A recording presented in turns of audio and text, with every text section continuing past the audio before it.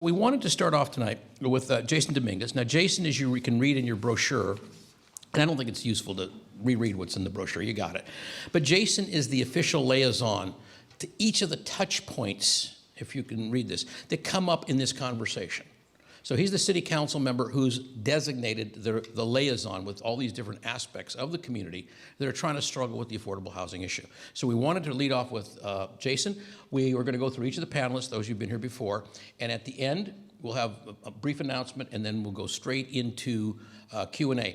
With that said, let me go to our first speaker and our panelist, Jason. Thank you.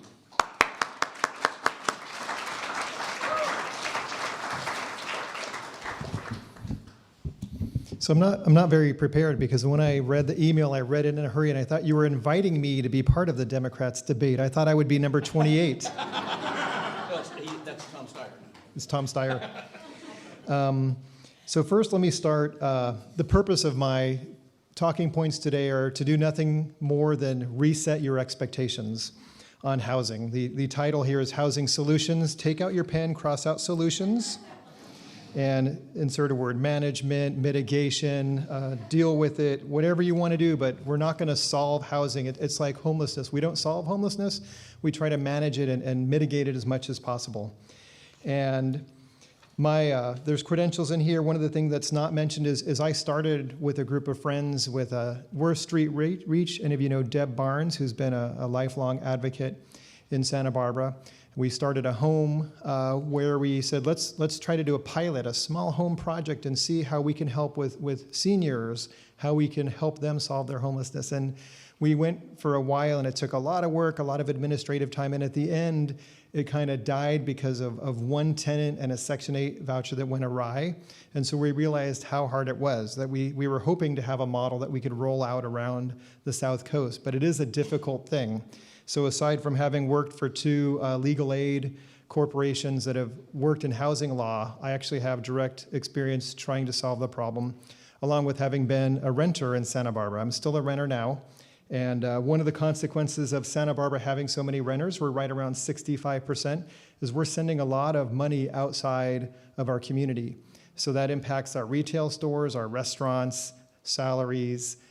Just as an example, I live in a duplex, and my wife and I pay $2,500 a month, and our neighbor pays $3,000. So that's $5,500 a month that goes to Palo Alto. So that's about $60,000 plus a year that is spent outside of our economy. So multiply that times however many units. We have some 40,000 units in Santa Barbara. 65% of those are rentals. So I'm not sure what percentage of those are owned by out-of-town entities, but it's probably pretty high. So we're losing a lot of local GDP that could be spent here. So really, the way I see this problem is it's a national economic problem. This is a symptom of a decades-long national economic problem, where we have concentration of wealth getting tighter and tighter amongst the 1%. Middle class are getting squeezed out, and the workforce, the working poor, are getting lower and lower wages with higher and higher expenses.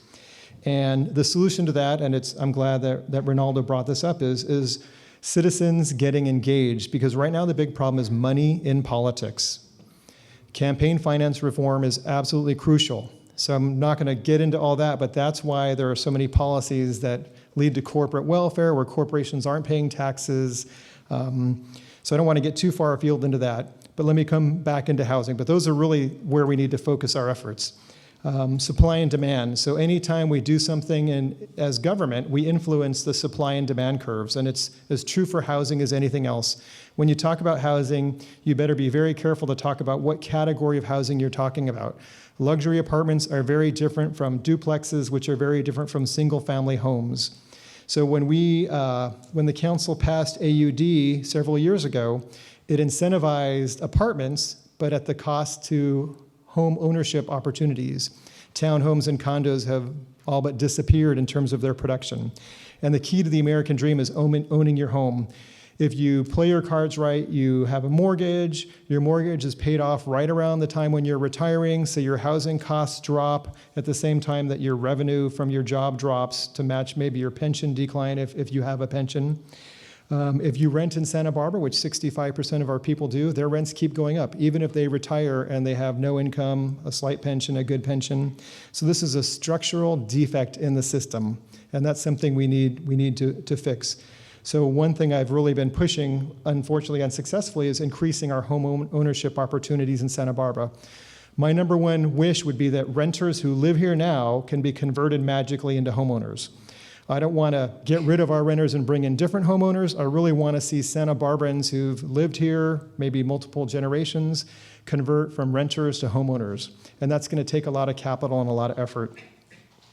What we do as government is we pick new winners and new losers if we don't figure out a way to create capital and create income.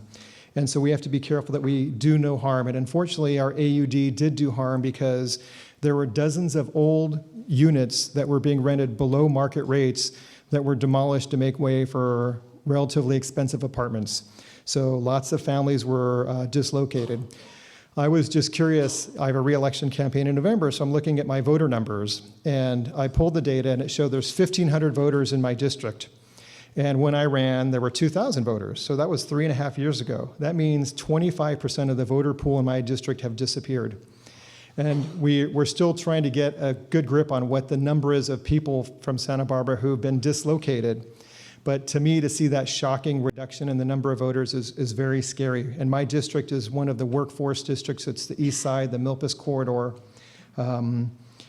So one of the ways to deal with the housing problem is to help raise incomes, because if the rents are going to be up here, and that's generally determined by regional or statewide incomes, what we have to try to do is raise the incomes of our graduating high school students, graduating college students. How do we get them to make more money so they can compete with out-of-towners, right? Because out-of-towners are going to drive the income in Santa Barbara. There's 8 billion people on the planet who would love to live in Santa Barbara. That's where our incomes, that's where the rents are being driven by, is the demand from out of town. It's not necessarily the people who want to come here to SBCC or who stay after going to UCSB, but it's really anyone. It's retired lawyers from St. Louis who move here. It's retired doctors to move here, dot-commers who have a lot of income. So what we need to do is really raise the incomes of our locals so that they can afford to be here. So those are really my comments. I'll look forward to your questions and answers. I want to thank you all for being here. You're the engaged people. I wish there were more people who are having the housing issues who were engaged. I'm afraid that the debate at the national level has turned people off from politics. The polarized people in politics are also responsible. All the people on one end who are driving people nuts, the people on the other end are really driving out the masses in the middle where we could really get the solutions to these problems. So thank you.